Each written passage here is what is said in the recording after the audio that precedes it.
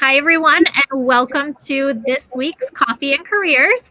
We are very excited to have you and are featuring a really awesome program as usual.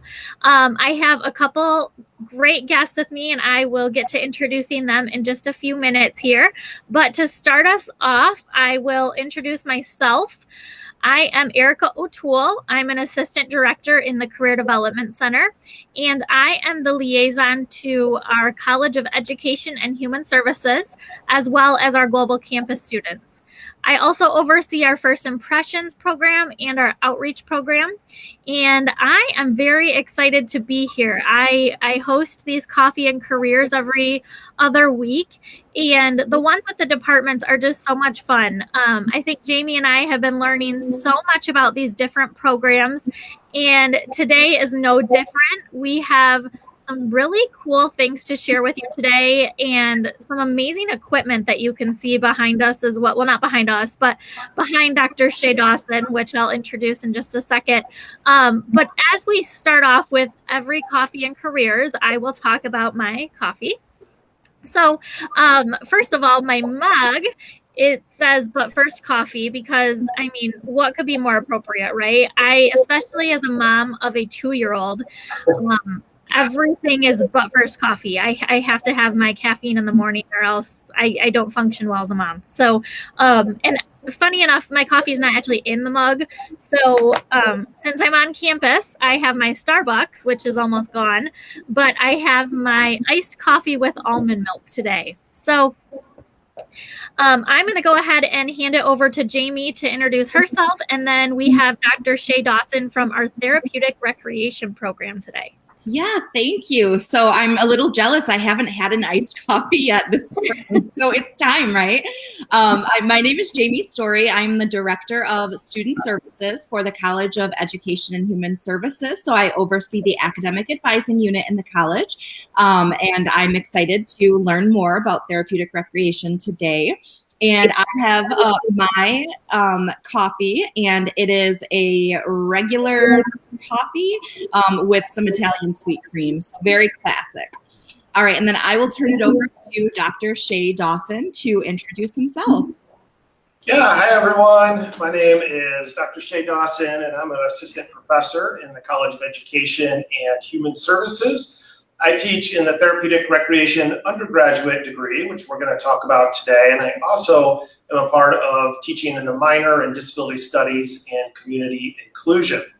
So I've been at Central Michigan University for 3 years, and prior to coming to Central, I worked at Bradford Woods, Indiana University's Outdoor Center as the director there, running pediatric medical camps, summer camps for kids with disabilities through Riley Children's Hospital, and I've really enjoyed coming to Central and getting into the classroom full time these last 3 years. I'm a big coffee drinker. My students know I usually always have either Ponder Coffee, which is sort of the local coffee shop in town that makes fantastic coffee, or Starbucks. So today I have Pike Place, Starbucks, and my coffee is not nearly as interesting as your coffees. Mine's just straight black Pike Place, no grills, but I certainly enjoy it and need it every day. Nice. Well, at least you have coffee. That's what's important. Yeah, exactly. All right. So a couple things before we get started here. The main purpose of these is to get your questions answered. So for any of you watching, please ask questions. I will filter those to, any of us that can answer the questions, but especially Shay, who is here to answer any questions about the Therapeutic Recreation program. To get us started, though, where are you, Shay? Can you tell us a little bit about the adaptive equipment that you have? Because I'm super excited to learn about it. Yeah, so we are in Finch Fieldhouse today. Finch Fieldhouse is the home of the Recreation Park and Leisure Service Administration Department, and that's the department that I'm a part of. Finch is a great building. It's a historic building. We have a lot of space in here. So there's the field house, which is the old basketball arena, which you might be able to see on the picture behind us is actually in Finch Field House, and we were hosting an adaptive rugby clinic. So we have a lot of great gear.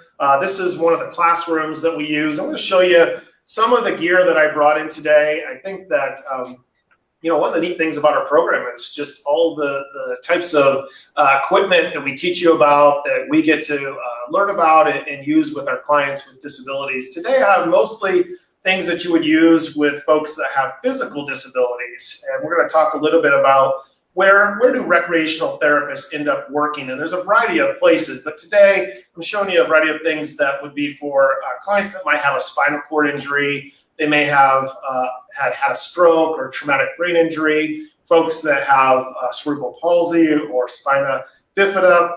And so the first thing I want to show you is this mono sit ski. So, we're in Michigan, it snows a lot in the winter. I've noticed since we've moved here 3 years ago, and we've gotten into skiing. And, if someone has a spinal cord injury or has a disability, they want to take part in these community activities. And I didn't know this, but Michigan has the second most ski resorts in the country by state. I think we have over 40. And so there's lots of opportunities for folks with disabilities to get out on the slopes. And so this is a monosit ski that a client may sit down in. We would transfer them out of their wheelchair into this, and they would sit in here. And it's a seat that's on top of the ski. And then you have sort of these, you usually have some outriggers, and you put your arms in here, and these actually have skis on them as well. And then when you get at the bottom and you need to push yourself, to the chair lift, you can use these. So pretty cool equipment, and we might teach students about this type of equipment in our facilitation class. We also have a class on physical disability. I also have, being that we're in Michigan and we have that influence of ice hockey, I have a sled hockey here chair. And same thing as the model sit ski, we're going to transfer someone out of their wheelchair, or they'll transfer themselves into this. You have the hockey skates on the bottom of this. You might be able to see. I'll bring it a little bit closer here. And you have folks that can actually play hockey. And sled hockey is a Paralympic sport. And so they can train at Paralympics facilities. And then they can play club sports as well. The clients would also use these. These are the hockey sticks, but on the bottom, you can see that they can use this and dig into the ice to move themselves from point A to point B when they're playing. It's actually, we do clinics, and we rented out the ice hockey arena, and we did a clinic last year, and the students found out really fast at how exhausting this is, and you have to be in really great shape to play sled hockey. So it gives you a newfound perspective. I also have a chair back here that would typically be used in track and field. If someone is going to kind of transfer out of their wheelchair and they could do the mile or 2 mile just like anybody else. Any sort of track event they can take part in. And some high schoolers are now actually a part of their track teams, and we're including folks in some of those sports, but also in Paralympic sports. And then the last thing I have, I'm going to take my glasses off for this, is I have a virtual reality headset. And this is a really cool different activity that you could use if you were in long-term care or working with older adults. And let's say that they've been in their room and in their bed and they haven't been out very much. We could take this and we could actually put this virtual reality headset on the older adult, and we could take them to all over the world. They could say, hey, I want to go to Paris, France. And with this headset on, we could take them to downtown Paris. Or if we were working in physical medicine and rehab, we could actually use this to help with the physical functioning of folks. These are sort of different things that we would hold. And they could actually throw a stick to a dog in, say, a park in New Zealand. And this is a pretty amazing thing that they can do. So that's the equipment that we have here. And we have a lot of other things as well, but these are just a few things I thought we might highlight today. That's so awesome. And I love that you just showed that on camera. And I thought at the last minute to put it full screen. I wish I would have done it sooner. But what amazing equipment that you have, and so cool that we're able to show the students this, because I think they hear therapeutic recreation, but maybe they don't understand the full extent of what that truly means. So to be able to actually see the equipment and the adaptive use of everything, I think that really shows them what the major truly encompasses. So that is really neat. Yeah. Absolutely. I have a different question, but now I want to ask a question about the equipment, if that's okay. I'm so fascinated by this. It's so cool. So if a student were to come in and let's say they're taking an introductory level class, how early on in the program might a student be introduced to some of this equipment to really kind of experience and see what it's like to work in therapeutic recreation? Is that okay that I ask that question? Yeah, that's a great question. So our students will get an introduction to therapeutic recreation, which is also known as recreational therapy, in a 200 level class. So this is typically freshman, sophomore sort of level. They're getting introduced to all the different areas that you might work in, the different populations. And then as they move into that next set of classes, they're going to jump right into taking classes in focused on physical disability, where they might see some of these pieces of equipment. They'll get into a mental health class where we'll go over other things like stress management techniques and the use of journaling and animal-assisted therapy and things like that. And then as they move into their last year at CMU, they'll take a class on facilitation techniques where they'll learn about all this, but they'll also actually be facilitating to their peers. And as they move into sort of those 500 level classes, we get more and more involved. So really throughout the program, we use experiential learning, and they're able to do these types of courses, pretty much as a component of each course. Although we do lecture and we have a lot of material to get through, we are in experiential therapy, so we might as well experience and get into some of these activities as we get going. It reminds me, too, of two classes that are electives that you get to choose between one or the other. One is aquatic therapy, where the entire class is actually at the pool, and you're learning how to do aquatic therapy. The other class is called adventure therapy, and you're going out and you're learning how to do adventure therapy using grounds initiatives, low ropes, high ropes courses, and other outdoor activities that you might work with youth at risk or at camps and things like that. So those classes you can take at any time once you get into the major.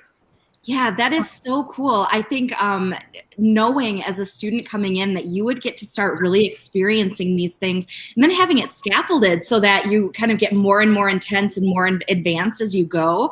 That's just amazing. So I'm really, really excited about this. So sorry, I know I threw that question in there, but that's wonderful. So speaking of having it be a really experiential program, could you tell us more about this amazing study abroad opportunity for our therapeutic recreation students? Yeah, I'd be happy to. I love talking about the study abroad program. I'm pretty passionate about the program. So I've been running a study abroad program for about 5 years. When I was the director at Bradford Woods, Indiana University's Outdoor Center, I actually started taking students for about 3 years when I was at Indiana University. And when I came to CMU to teach full-time and kind of move into full-time teaching, the first course I wanted to start at Central Michigan University was this study abroad trip. So it's called Disability in Southeast Europe. And what we do is we take about 10 to 15 students per summer, and it's a faculty-led short-term trip. So it's 3 weeks long, and we fly over to Serbia and Croatia, Slovenia, the Romania area, and we visit different facilities that work with people with disabilities. So we might be in institutions that look something like an institution would in the 1950s in the United States. So we see that. And then we move to other programs that are really cutting edge programs, where one is called the Milan Petrovic Special Education and Rehabilitation School. And people come from all over Europe to see what they're doing there. And it's one of the more cutting edge programs. And we end up spending about a week and a half there. We help to volunteer at a camp, one of the first camps for people with disabilities in Serbia, and do a variety of other things. On the weekends, we do cultural experiences. So One year we went to Budapest, Hungary, which is an amazing European city, and we spent the entire weekend there together. So there's a couple things that students are learning. One, they're learning about programming for people with disabilities, the entire spectrum of programming. They're also comparing and contrasting the culture of the United States with the culture in sort of through the Balkan Peninsula, the former Yugoslavia. And they're also comparing and contrasting how people with disabilities are treated and worked with in that area of the country versus the United States. And we learn from the folks over there, and they learn from us. And it's a really rich experience. We have amazing partners that are really in the field of special education and rehabilitation, which is kind of like special education and occupational therapy and recreational therapy sort of mixed together. That's their profession over there. The thing that students, I think, will say the most is they learn a lot about themselves. You get to travel to 3, 4, 5 different countries that you probably would never go to on your own or think about going to, and it opens up your eyes to a different part of the world. So that's really neat. I also think students oftentimes comment that they've gotten to know their peers super well. So you come to Central and you might not know that many people, and you get into your major and you go on this trip for 3 weeks, and these students come back best friends, lifelong friends. It's amazing from day one till the last day just how comfortable everybody is with one another. And I noticed that when they come back as students, they know me super well. There's another faculty member that went on the trip last time with me as well. And they end up knowing Leanne really well. And it just makes a huge difference in the classroom with your peers and your faculty members. So it's my favorite class that I teach, and it's an amazing experience. And a lot of students are going on that trip and really excited that they did that. And what last thing I'll say about it, I could talk forever. I know we have time limit. That these students end up doing a lot of things after they come back for their internships. I notice these students tend to be, they end up going to places like Colorado, and they'll do an amazing internship there, or they might go down to Georgia or something like that because they've had this experience and they learn how to travel and become more independent. And so I think that's another benefit is they become leaders and adventurous along the way. Mm-hmm. And I love that you said that it's like going to places that they might not ever go on their own, because and I love all our study abroad programs. I think they're all absolutely amazing. But some of the places you mentioned, I was thinking, wow, I don't hear of those places being for study abroad or thinking of those places for travel necessarily. And what a cool experience for our students to see, like you said, that in that spectrum of like going from maybe what we'd see in like the 1950s to extreme cutting edge. I mean, that is absolutely amazing for our students to see that wide variety, right, of their profession. And I think that is amazing.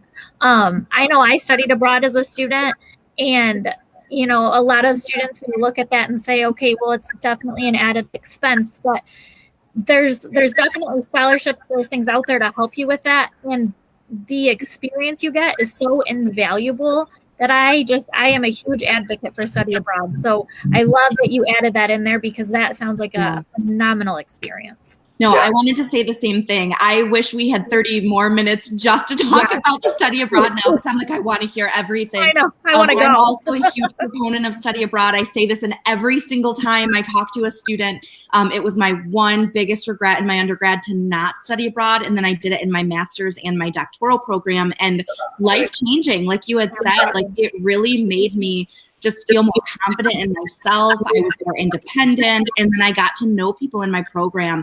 And that's just little pieces. The bigger pieces was understanding like intercultural competence and how different the world is outside of Michigan. And so it's amazing. That sounds like a wonderful opportunity. Thank you for sharing that.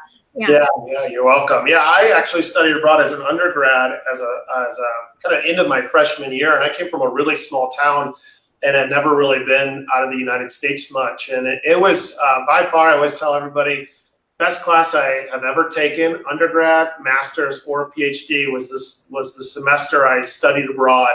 I took 4 classes, and it was fantastic. And that's kind of why I became passionate about starting the program here. As a faculty-led study abroad, I think students feel really safe, and it's sort of this guided trip, which makes it really much more kind of approachable, I think, for students, which is nice.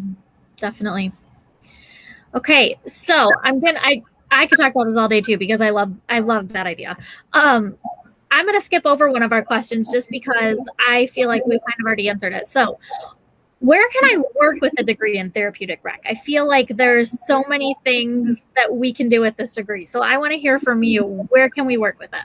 Yeah, so recreational therapy is essentially using recreation and leisure as a therapeutic tool for people with disabilities or chronic illness. And so we're using things like you have looked at today, but you're also using things like equine assisted therapy or stress management or counseling people about their leisure lifestyle. So we work in a variety of settings. I think one of the benefits of becoming a nationally certified recreational therapist upon graduation is you could work with older adults in long-term care. It's one of the fastest growing populations in the United States. So, about over 30% of recreational therapists work in long-term care, either day programs or nursing homes, and they're doing recreational therapy and providing socialization and activities to people that are older adults in that geriatric setting. We also work in inpatient and outpatient physical medicine and rehab. So folks that have had a recent injury, they've had a stroke, they've had a traumatic brain injury or a spinal cord injury. They're working in those settings. A lot of our students end up interning at Detroit Med Center, for example, and they work at the Rehab Institute of Michigan. And they might be on a floor where everybody has a recent spinal cord injury, or they're working in an outpatient rehab facility with folks with traumatic brain injuries. The other area, which is a very large area, where recreational therapy is fully reimbursed through insurance, is on inpatient and outpatient psych units. So if someone gets admitted to a psych unit because of depression or anxiety or suicidal ideation, things like that, these are programs where there's very robust activity therapy departments within each of those outpatient and inpatient units. So that's part of my background, as I was a supervisor on a unit at Genesis Healthcare Systems, and there was a child and adolescent unit. So we had 5-year-olds to 18-year-olds in one unit, and then across the hallway we had another unit for adults 18 to 90 plus. And we ran groups and activities pretty much all day. And then the other area that a lot of people end up really enjoying is working in camps for kids with disabilities. I spent 12 years doing that. There's camps in all 50 states, and they run all summer long, and they might have 90 kids with cancer one week. And then the next week is 90 kids with physical disabilities. And that kind of repeats and goes through the entire summer. And similar to those programs are park and rec programs that want to include, say, mom has a child with autism, and they want that child to be included in the park and rec program in their community. We have recreational therapists that will serve as inclusion specialists and help them to get integrated into those programs. So it's a really broad field. I think that's one of the things people like about it a lot, is you can do a lot of different things and a lot of different settings that you might work in. And they're all really kind of fun groups of people to work with, and really diverse group of clients. And it sounds like very rewarding work as well. Yeah, definitely. Our students are very passionate people, and they want to make a difference, and they're really wanting their sort of career to be more than a job, more than a paycheck, if you will. And that's kind of why I ended up getting into the field as well, as I heard about it when I was a freshman at the end of my freshman year, right about when I studied abroad. And I've just been super passionate about it ever since. Absolutely. Absolutely. And that's what I heard too, is throughout any of those locations or any of the populations that they might work with, it's a helping field. It's really making a difference in people's lives. And that, you're right, that has to be so rewarding. Like it's just like so heartfelt. Like I'm like, oh my gosh, this is amazing. Just so amazing. So if I were watching this, I would be like, yep, sign me up. All right, how can I best prepare myself in a career in therapeutic recreation? So could you talk more about how students should be preparing themselves should they want to come to CMU or and continue on in a career? Yeah, so the best way to become a recreational therapist is to get a 4-year undergraduate bachelor's degree. That degree, which we offer at Central Michigan University, will kind of prepare you to work in all those different settings. So there's a course on each of those settings. And you go through the curriculum over about 2.5 years. And at the end of your time sort of taking classes, then you move into your internships. And to become nationally certified through NCTRC, which is sort of the national organization, you have to finish your coursework and then have a 14-week internship.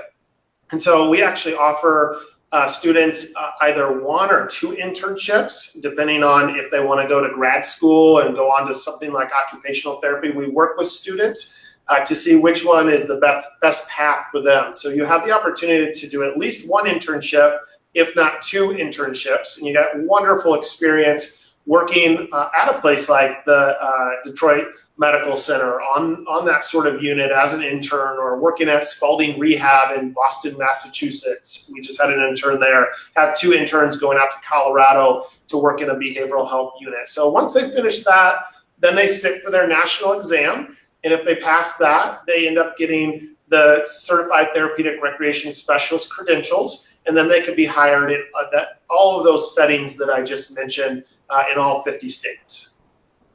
Wow. Very cool. And along those same lines with internships, because I know that we always promote internships and getting a job later in life. I think that that's such a great gateway to get into a position later. Where are you seeing students getting internships? Yeah, so we have students that get internships all over Michigan in all of those different areas. I'll give you a few examples. I have a student right now that is at St. Mary's in Grand Rapids. They have a really nice inpatient psych unit. And there's an alum of our program that's actually two alumni work there as recreational therapists, and they have a great internship program where the student is working with folks that are on the inpatient psych unit for 15 weeks, and they're running all of these different therapeutic groups, and they specialize in that internship and doing a lot of stress management activities with the clients. Also have consistently had students in physical medicine and rehab. So Michigan has a lot of physical medicine and rehab facilities, both inpatient as well as outpatient. So Mary Freebed would be an example. I have a really good inpatient unit and different programs in Grand Rapids and in other locations. So we've had students there. And then we have students that will also go all over the country. I had a student that was in Oregon. I've had a couple students, like I said, are going to Colorado this summer. Another student that's looking at an internship in Utah. So it just depends if you want to stay close to home. There are a lot of internship sites right here in Michigan, in Detroit, Grand Rapids, Lansing. We have internship sites, 15, 20 minutes down the road, or right here in Mount Pleasant as well. So you could stay here a mile away, or you could go all the way out to California if you would like. The one I did mention, I had a student 2 years ago spent her entire summer at Spalding Rehab in Boston, and it's the second ranked inpatient rehab unit in the country, and they love having our interns. They end up doing a lot of things when the client goes sort of outpatient and gets discharged. They have a lot of the stuff I'm showing you here, they do with clients, including other things like wheelchair sports, wheelchair basketball, rugby. They do adaptive water skiing, things like that, getting people back into those active lifestyles.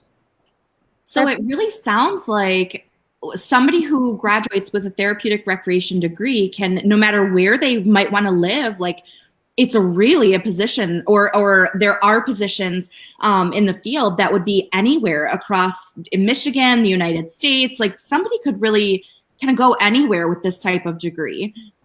Yeah, I think students enjoy that, especially if they want or become sort of adventurous. They sort of like, hey, I want to, try living in this state. Yeah. Different programs in different states. In general, long-term care is just increasing with the sort of aging population. So there's a lot of jobs in long-term care in both rural as well as urban areas. Of course, urban areas are going to have more jobs. Sure. And then also, inpatient psych units, pretty much all 50 states, there has to be an activity therapy department. And so it makes it pretty easy to get a job in psych as well in all 50 states. Wow, that's fantastic. Yeah. And I think on the flip side of that, Jamie, what is really cool too, is so many of our students are looking for a degree and a career too that can keep them in Michigan if they want to. Right. So yeah. So being able to, go wherever they want, but stay home if they want to too, and be close to family is so appealing for our students. And this degree affords them the flexibility to do either. So, yeah. I'm just so happy we had you on today, Shay. This was amazing. I'm glad you showed the equipment because that's really cool for our students to see. Study abroad. I mean, sign me up for that because that sounds right. Yeah. That is really cool. So I just want to open it up for any last thoughts from Shay and from Jamie as well. Yeah, one other thing I guess we didn't touch on is we have a lot of students that actually really like this major as a springboard for grad school. So I would say about maybe 30 to 40% of our students are actually going to go to occupational therapy grad school. So for occupational therapy, you need to have a master's degree. And this is a fantastic major for that. We have a really high success rate of getting students into all the different universities. I think there's 17 universities in Michigan that have an occupational therapy graduate program. And we've been very successful. I have many students at different grad programs at Grand Valley State, Saginaw Valley, right now taking classes that were sitting in our seats here in Finch Fieldhouse last year. And I also have students that are applying to go to other allied health fields like a physician assistant, counseling, things like that. So if you're thinking about those helping professions, the really nice thing about this degree is you graduate as a nationally certified therapist and you can get a job. The median income salary is about 50 grand. So some students have delayed going to grad school a year or two, or they've worked part-time. It's a great thing to have as you sort of think about branching out to grad school. So if you're one of those students, we'd love to chat with you as well. That's great. Absolutely. I would say the only other thing I would add is if anyone who is watching or watches in the future is interested in coming to campus and touring and talking with faculty and talking with the advising unit, we are so happy to talk through what options there are for you, give you a tour of campus, maybe try to make it over to Finch Fieldhouse to see some of this equipment potentially. And so certainly reach out or comment in the chat or anything like that. And we would be happy to talk it through. This is such an amazing program. I'm so glad we were able to feature it this week. Absolutely. I know I was saying that I'd like to go over there and see some of that equipment in person too, because I mean, seeing it on screen is cool, but it's be really neat to see it in person as well. So yeah. All right. Well, thank you both for joining me. I'm so happy to be able to feature this program. The weather is turning, so it's a great day to get out there and enjoy some fresh weather and get out there and go for a walk or go for a run or whatever you do to get some exercise in. So thank you all for joining us so much. We appreciate it. Next week, we'll be doing our regular coffee with a career coach. And we appreciate you joining us for coffee today. So everyone have a wonderful weekend and thanks for joining us. Yeah, thank you. Take care.